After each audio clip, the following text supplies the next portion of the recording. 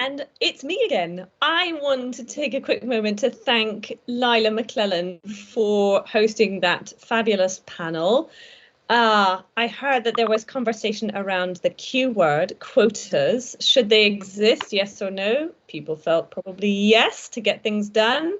There was also discussion about confidence and the fact that the confidence gap probably doesn't really exist. And finally, one of my favorite words, the D word, diversity. Diversity breeds diversity. So let's do more of it. A few highlights from the prior conversation. Make sure to catch the video on YouTube when that goes up next week. And now I am really excited to introduce our next moderator. It is the Reverend lead principal of On These Things, and she is going to be leading a discussion, a very honest discussion about mental health and relationships in the workplace.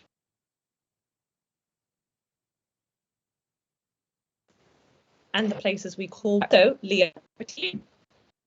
Thank you so very much. Good evening, good afternoon, all of you who are joining us from wherever you are. We're happy to welcome you to this conversation.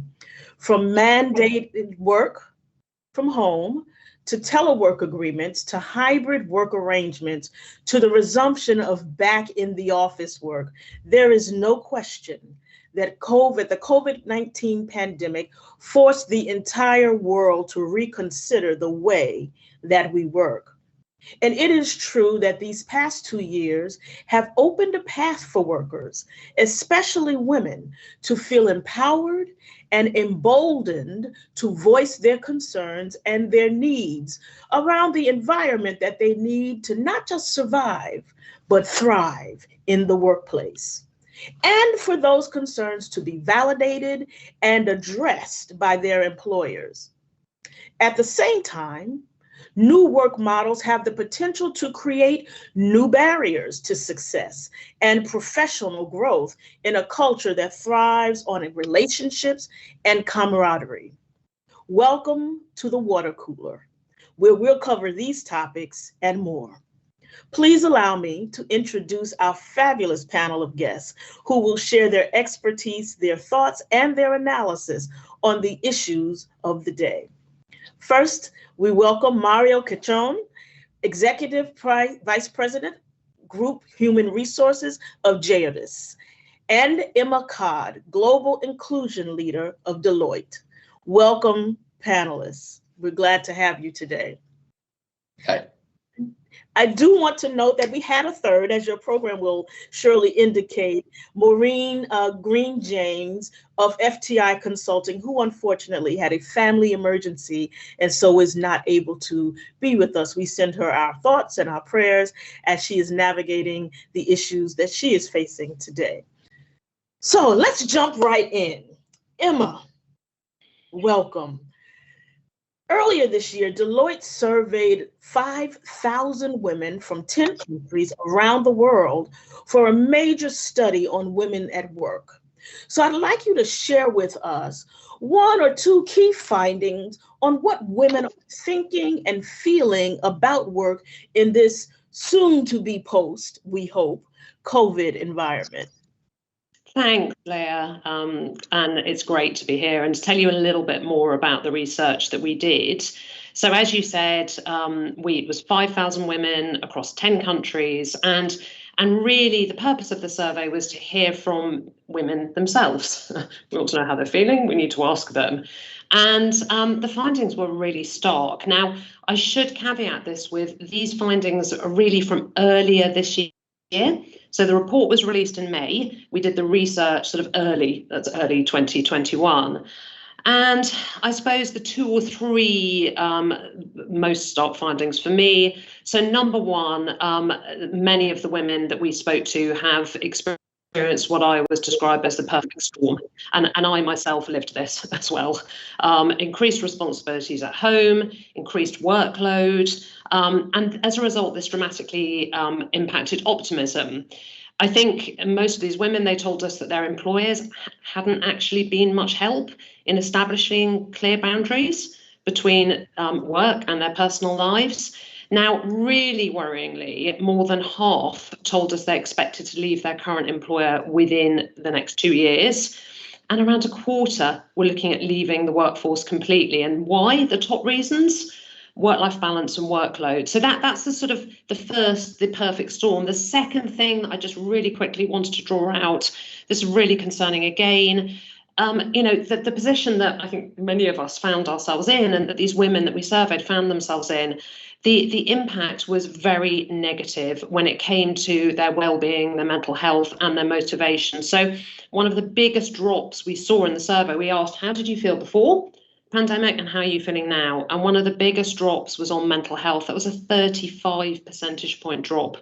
But with those women that said, actually I felt well and okay before, and it was massive reduction. And what else did we see resulting in a huge drop in motivation? That overwhelmed feeling, which I have to say I felt for some of it. Again, not feeling supported enough, and that always on feeling, and most importantly, even after asking for a reduction in hours. So that's a sort of snapshot. It's not great. Now, the survey did find some really good stuff, which we can talk about later, and there's an array of hope, but 5,000 women were telling us one story in terms of likely how many of us are still feeling. Mm-hmm. Yeah, that's it's quite a disturbing snapshot, but I don't know for women that's new information, right? I think many women feel unsupported in the workplace, and that the workplace is challenging as they try to navigate the work-life balance.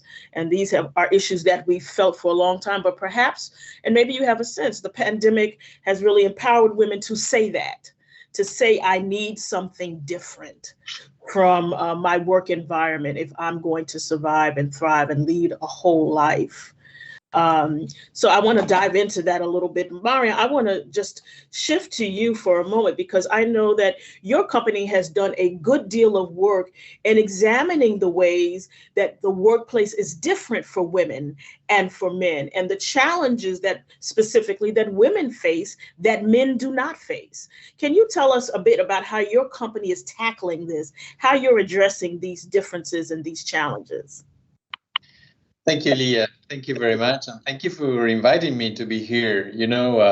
I'm representing a logistics and transportation company. So the image of the world we operate is a very male, old-fashioned approach where women do not have their place.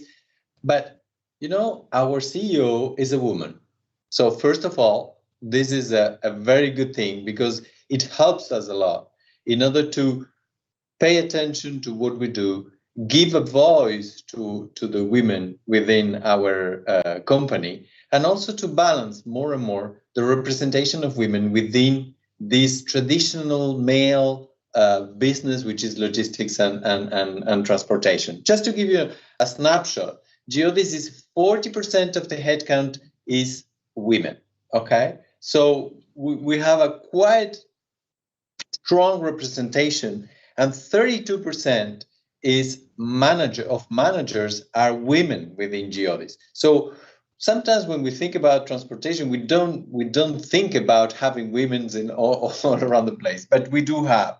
So I think we have a very, very good representation. So we had to take care of our population, and particularly women, particularly the ones staying at home, because when you are at home, even if you are working, there's a natural tendency, and there were many videos on the matter, that women have to assume several roles, not only working, but also taking care of the kids, maybe taking care of the house, and all the stuff that comes with it. So we were extremely nervous about this overload that women may have but staying at home. It was really necessary that we take that into account in our actions in order to make it easier for them to carry on. Because you were mentioning that that the mental health was 35% of people say that the mental health has deteriorated. And we were extremely worried from the very beginning of that phenomenon during the COVID. So what we did, I mean, what was, because we were not, it was new, the situation was new, we were experiencing all this virtual stuff that we never done in the past.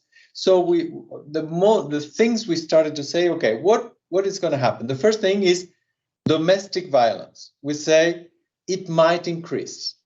So let's tackle the subject. So we start speaking about that. We organize a series of conferences regarding what is, domestic violence, who can be a victim of it, when does it start, how to tackle that, how to deal with that, how to reinforce your mental health in order to, to face that and to assume and to try to prevent that, or at least to seek for help. The second thing we did was to provide mental health support. We signed with an external company, we signed a contract all over the world with all the languages needed in order to make available support it was for women, but it also for everybody that felt the need to be supported by an external help on, the mental stuff. We also made weekly newsletters, bringing ideas to occupied kids, to support, of course, the meditation stuff, in order to ease the fact of being at home and being exposed to all these new situations that we're all, that was extremely difficult for everybody to live, and very difficult also to assume and to cope and to deliver at the same time, the objectives that we have on the job. Some people were on furlough, so they didn't have anything to do at home. So it was terrible for them. So the only link they had was those seminars, mini seminars that we put in place online, or these conferences that we put online, or even these informal gatherings that each manager put in place with their teams in order to make them exchange, to move on, to in a way share their problems or wherever they might need. We also set up a partnership with International SOS, which is a health company, an insurer, in order to have doctors coming to speak about COVID and to give, another perspective. People could ask questions, and it had a very, very strong success because people wanted to know. Nobody knew about this, what was going on, So we did quite a lot of things in order to make easier, and particularly for women, this situation of being at home and exposed to, at the same time, a job or not a job, but also all the specific tasks that we do at home.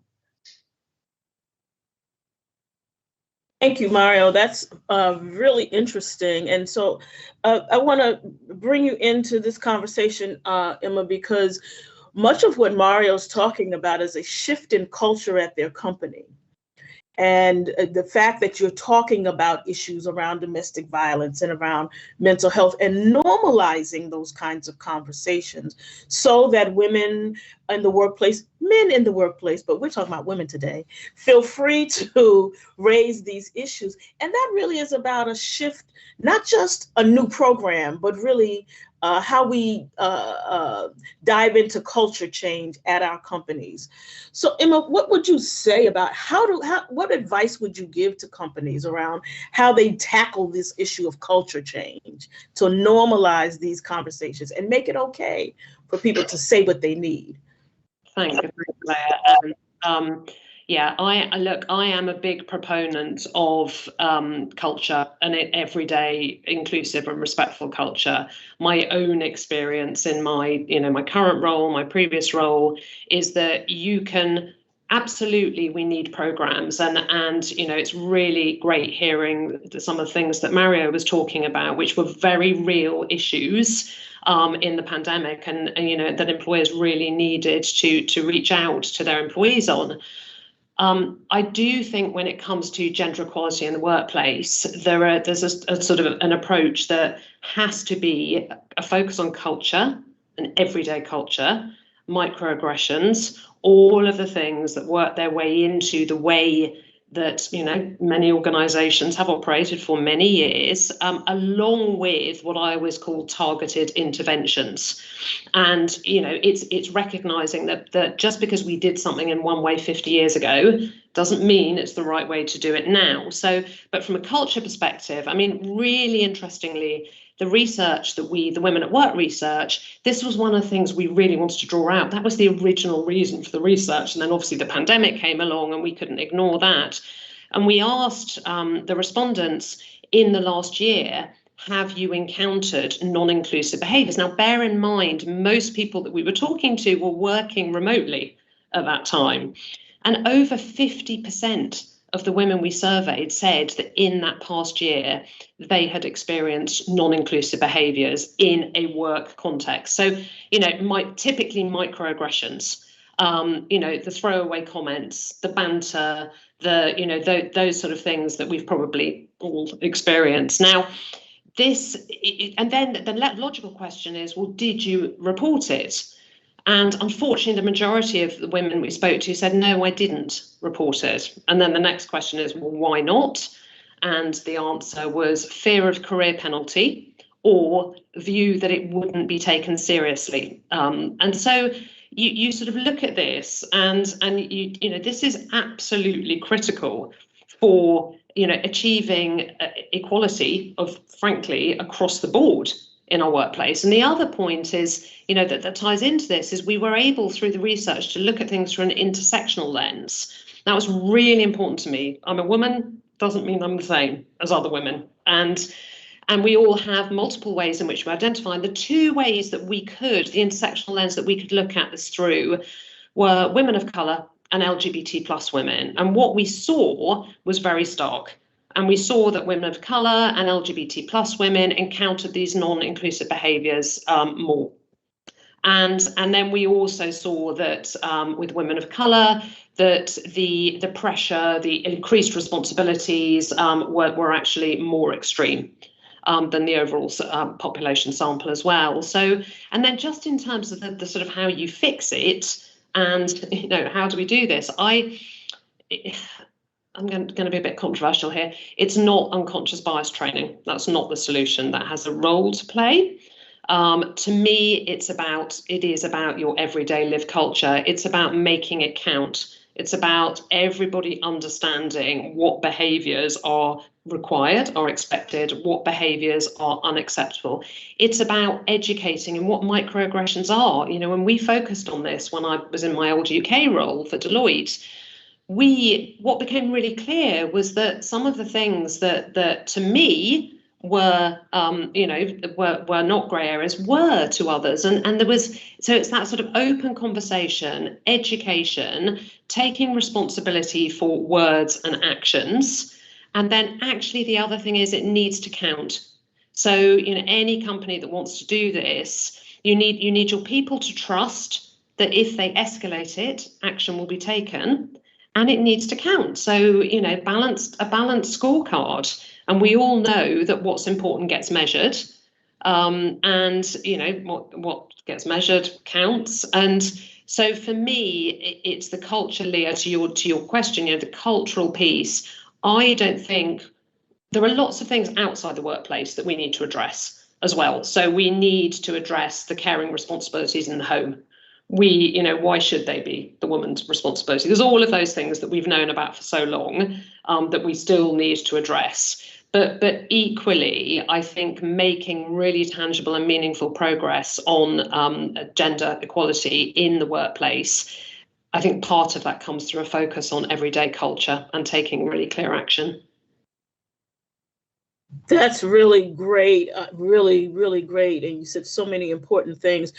Maria, I want to ask you, as a company that is now dived into this steering toward culture change, normalizing conversations and implementing things, what are some of the key barriers and challenges that you think the business community has, because it's easy to say, hey, let's be open and honest today. We're now going to be open and honest. And it just saying it doesn't make it so. What's the real work that we have to do?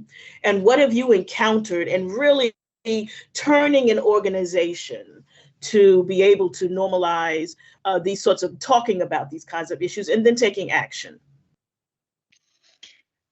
The first thing, and you already said that, Leah or Emma, I mean, it's being aware and accepting that we need to change.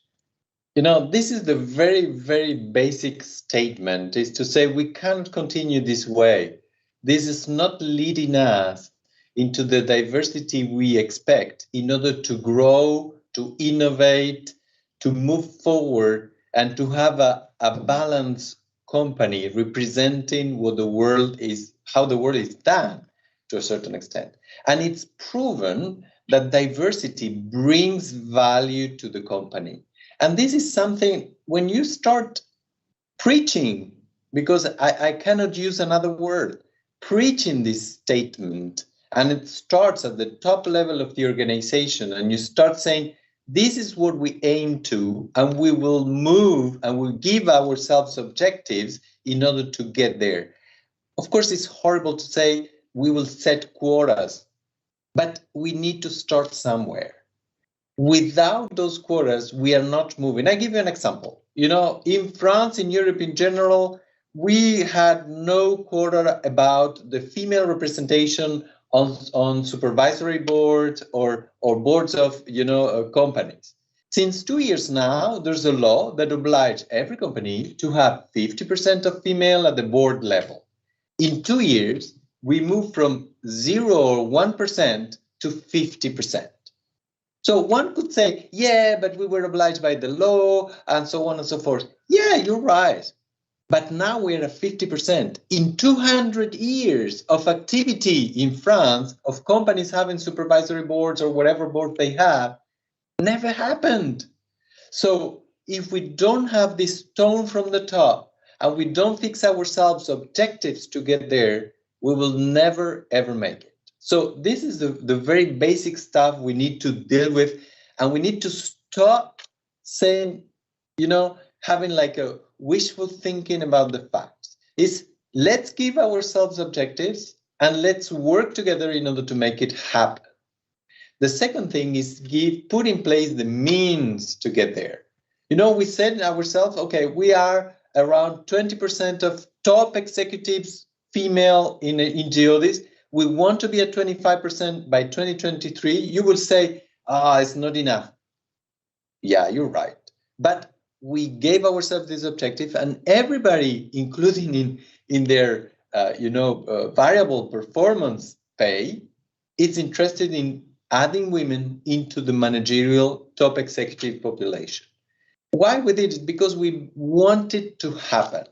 We want it to make sense for everybody. So everybody has to have this action. The second thing we did is to give ourselves the means. So, one of the things we identified is that for maternity leave throughout the world, practices were very diverse, meaning from nothing to 1 year. So we say, why not given to any women working for Geodis a minimum guaranteed maternity leave pay for 8 weeks. So we work with the Geodis Women Network. We have an internal network of men and women of 300 people, more than 300 people participating all around the world and having a lot of where we set the objective, where we make it happen, where locally we deploy all the actions and so on. So we say, okay, we will do it. We put the money on the table. Marie-Christine Lombard, who is our CEO, she agreed to spend that money. And today we have 8 weeks of paid maternity leave at 100% in all the countries where Geodis operates. So, in Europe was like a non-event because we have more than that. But in the US, it was a huge step because we didn't have that before. So it's just a way to say, okay, we need, first of all, to have this commitment to move on, and then put in place the necessary actions and means in order to make it happen. Another action we set up is we set up a leadership program for women's empowerment, because we realize that generally there's a kind of women tend not to dare too much, to take new challenges or roles because they don't feel they have all the competencies needed in order to make it happen. And we say, okay, why don't we help them, through a training, an action training, where they realize they have to do it, they have to move on, they have to take their career also in hand and move forward and be ambitious and push. So we did it also, and it's starting right now, and it's coming. I mean, it is having an impact. The other thing we do is the mentorship. We have chosen a lot of mentors in the company, and we mentor women in order to give them the confidence to move on and to really grow on there and empower themselves to grow in the company. So just to give you some very little examples of what we do, but all starts with this commitment at the top level in order to make things happen and to set objectives in order to measure that things are happening. Sorry, I was a bit long, but that's okay. That's really important. And obviously from the United States and our context, as anyone who's following our news these days knows, that we're in a battle about child care and family leave, and we don't have a national federal law that mandates that. And so companies are free to choose the methods that they want, and it's not always, well, it's never the best thing. And the same thing, I love the idea that in your country, the corporations must have 50% of the board of directors. That doesn't happen in the United States, and we desperately need equity in those, because women in those leadership positions make a difference for their companies and for, I think, the bottom line. It's just a different perspective. And I wonder, talent is equally distributed, but opportunity is not. In this now post-COVID moment where women are reconsidering how they work, where they work, what their work lives look like, how do we still ensure equal opportunity when so much of thriving in a company, rising in a company, depends on who you meet in the office, what the relationships are? In the United States, can you golf? Do you go on the golf course? With those sorts of chances to interact. If women aren't, how do we keep those opportunities available for women to rise when maybe the interactions are different now? Maybe they're not in the workplace. Maybe more people are teleworking. What do we do to ensure that women still have those opportunities to thrive? Emma, I'll start with you. Yeah, and that's the $60 million question, or whatever the phrase is. Leah, look, so I want to contextualize this, and I'm really sorry I keep coming back to survey data, but no, like 5,000 women aren't wrong, and they're telling us something. And the really interesting thing about the survey results was that I think I mentioned earlier that we had a glimpse of hope amongst the data. And the glimpse of hope was that there were 4% of the women that we spoke to that worked for companies that we noticed something about these women. And so we went back and we analysed the data, and we found we were able to categorise the responses. So we had the 4% who worked for gender equality leaders. We had, sadly, 31% who worked for organisations that we then called the lagging organisations. And then we had everyone else worked for organisations that were somewhere in the middle. Now, those women, that 4%, they all showed greater engagement, greater trust, higher productivity, and were happy, higher well-being. And so we went back and we had a look about what is it that these companies are doing that is making the difference here. And it was without doubt a mix of culture and policies. So, and a programmatic approach. It's fascinating. You know, the women that work for gender equality leaders are far less likely to experience non-inclusive behaviours. They're far more likely to report them and to feel comfortable. There is a massive difference between how long they plan to stay with their employers.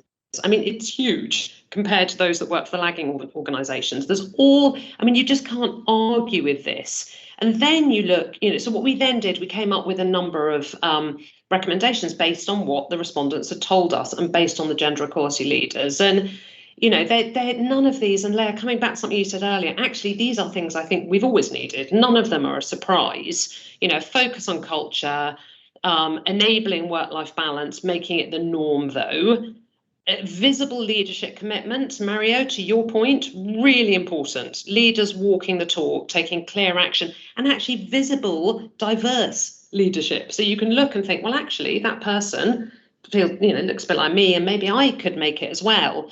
Development opportunities that are fulfilling, and support for life outside work as well as life inside work. Again, Mario, you mentioned that. And then the biggie was rebuild better. So as we start to come out of the pandemic, rebuild better. And that then leads me on to, a roundabout way of finally answering the question you asked me. How do we do this? I mean, look, with all the talk at the moment of hybrid working, or however we want to describe it, and different people call it different things, but it's effectively, we have gone from 18 months where we were sort of all at a level. So we were typically all in our homes. Everyone saw everything about our lives. We were typically all overwhelmed, and the stuff that we've lived through. So we've gone through that period, and we are now coming into a period where there's a level of optionality for many, and actually I quite like predictability. I know a lot of people with carrying responsibilities need predictability. So that sort of seems to be a little bit out of the way now. We've got the good old hybrid meetings, where frankly I think our leaders need to learn a new way of leading, where we're not all on a screen, we're not all in a room. Guess what? We're in different locations. I think it's bringing your point, Leah, about how do we get on, and yes, through really hard work, but my other big thing is less about mentorship, it's about sponsorship. And how do we get sponsors? Well, generally through working closely with someone and through someone getting to know us beyond a Zoom call. And so how do we make that happen in this new environment is, I think, a real challenge. And I think it needs leaders to really be aware that actually hybrid working could add another layer of exclusion if we're not careful. It leads leaders to lead in a way that they probably always should have, but they now really need to. And I think it needs very deliberate moves of, trying to give some predictability to those who need it, and really forcing this. And from a well-being perspective, just finally, we know where we are after the pandemic. We know from our millennials survey, which, millennials and Generation Z, we know that the data there, women of those generations, there is a big difference in terms of those feeling stressed and anxious all the time. We also know, sadly, that those that have taken time off for stress and anxiety in the last few months, last year, half of them didn't give the real reason. Why? Because of stigma. Why is that? Culture and local leadership. And so all of this points us back to, I think, how we lead. We've got to be more deliberate about this, and we have to create opportunities, and we have to know the risks, I think, that hybrid working brings, as well as the benefits. And I want to add I say amen to everything you said, Emma, but I want to add another point on, because I think that the hybrid, whatever term we're going to finally settle on for what we call this, it can lead to exclusion because for all the reasons that you mentioned. But there's the other danger of this working environment tearing down our boundaries. And so that people are working longer hours, They're working more days because we've lost the sense of, I'm leaving the office now and I'm going home. You're always in the office. And what that does to the mental strain of people who are now working all day and all night and caring for children or siblings or parents, and what that does for us in the workplace, and the sensitivity I think we must have as leaders to those sorts of strains that we may be unintentionally imposing because we think, oh, they're working from home, I can get them. It's 9 o'clock at night, but I'll just make a phone call because they're at home, they're working at home, it'll be okay. And that's not okay. That's not okay. So Mario, in your culture and from your point of view, how do we help leaders to build this new culture that women, that workers are asking for, are requiring, based on the data that Emma has shared with us? We know we have to do something different, and the power rests within the hands of our leaders to do that. What do you tell them to do? What should they do to make this work for us? It's, as Emma was saying, it's a very hard question, but I can tell you what we've done during this 2021 year, after having a kind of 1 year of exercise with the pandemic. First of all, we set up 2 programs. One, an executive leadership program together with Harvard Business School, in order for our 150 top managers, give them a perspective of leading in uncertainty and leading with new ways of environmental, constraints. The ones we did not expect, the ones that we were not trained to, the ones that we didn't know how to deal with. And as Emma was saying, everything was quite, I would say, quite quickly adapted during 2020, because everybody was more or less at home.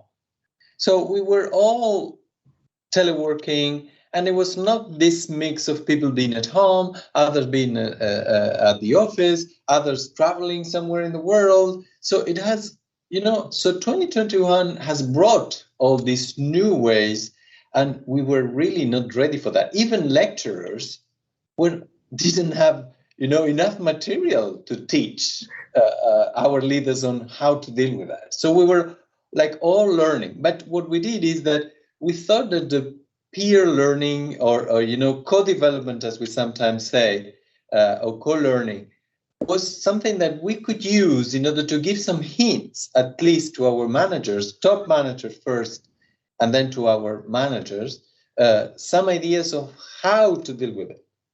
We developed another program that was this name is Managed, which is addressing 6,000 people that we have in Geodis that are managing people.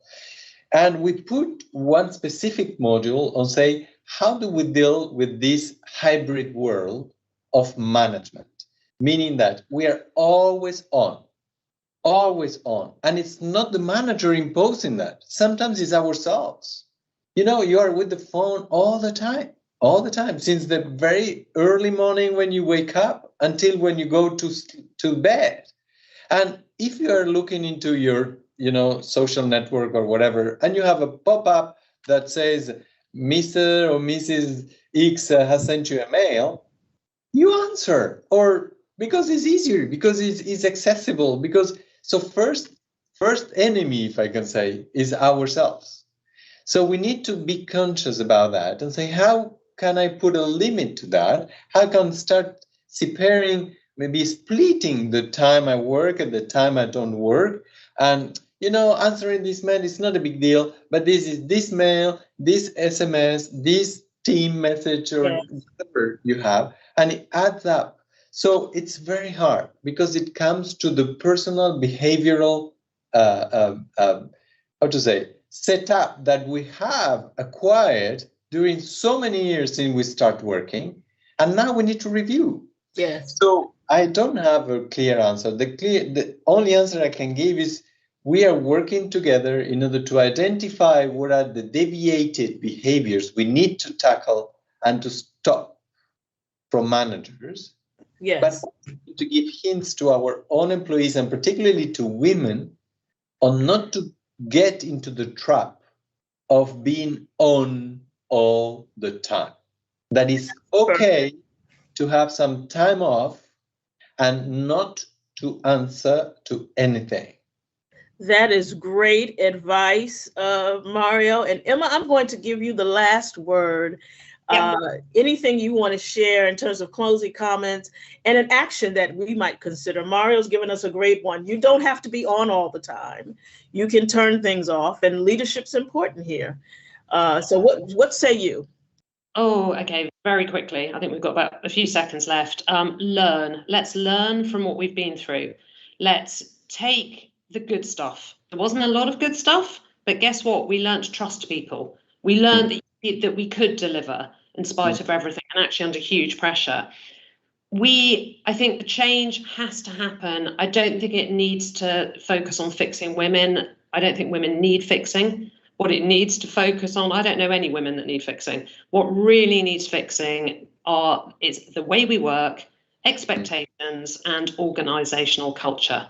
So that would be my final words. Well, thank you very much, Emma and Mario, for this really stimulating conversation. We are, in fact, at a pivotal moment in our world, and we have a chance to fix it. And it is, as Emma said to me in our briefing, it is ours to mess up. So let's see what we can do as women, as a community, as a world, to reset the frame and build the workplace that we want to see for the future. Thank you for joining us for this water cooler conversation.